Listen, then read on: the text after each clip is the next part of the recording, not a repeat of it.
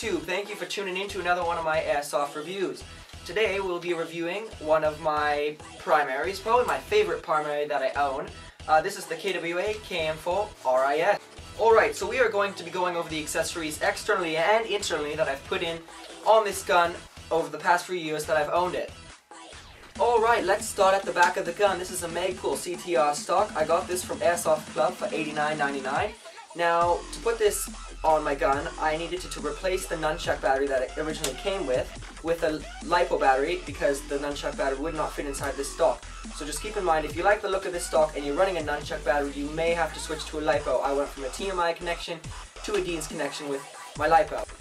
Moving up on the gun, this is a Magpul MOE pistol grip. So I paid $29.99 for this at the Airsoft store in the city next to me. It fit right over my motor, there was no issues with fitting or anything, and I think it looks really good on the gun. Moving up even farther, there is these P-Mags I got from the local Airsoft store also. These are $29.99 each.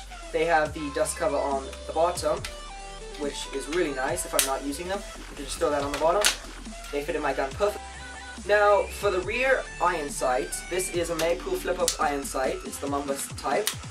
I paid $54.99 for that on Airsoft Club. Currently, right now, I do not have the front sight, but I also own that. That is on a different gun right now because I'm waiting for a gas block to come in so I can replace this triangle front sight and then put on the front sight. But I paid $37.99 for that. While we're on the topic of sights, this holographic sight I also bought in the local Airsoft store. This was $119.99, I believe. It has two reticles, green and red, and you can adjust the brightness, I think, 5 levels up and down for each reticle. Moving even farther up the gun, we have the Magpul XTM rail covers. Anyway, I've got the black and the tan rail covers. It's kind of scanning Chris Costa's gun kind of thing.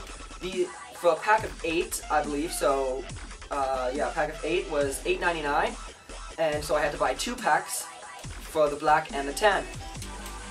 On this side of the gun, I have the M961 LED flashlight. It has a pressure grip and everything. I paid $159 for it in the Airsoft store in the city next to me. It is by Night Evolution, I believe, and it came with the rail kit and the pressure grip and everything. On the bottom of the gun, I have a vertical grip that I paid $5 for. I'm not sure of the original price, but I got it at an Airsoft swap meet in the city next to me. It came with the pressure grip insert, so it works perfectly for my Night Evolution flashlight. On the very front of my gun, I have a comp that goes with the suppressor that I do not currently have on the gun. I got that from Airsoft Club for, I believe it was $29.99. Also, it came with the compensator and the suppressor, but I don't really like the suppressor on it. It adds too much length to the gun, especially when I'm in a CQB environment, which I usually am.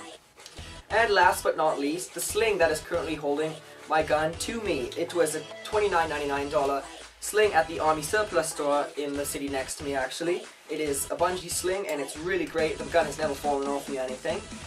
Remember to rate, comment, subscribe, and thank you for watching one of my Airsoft reviews.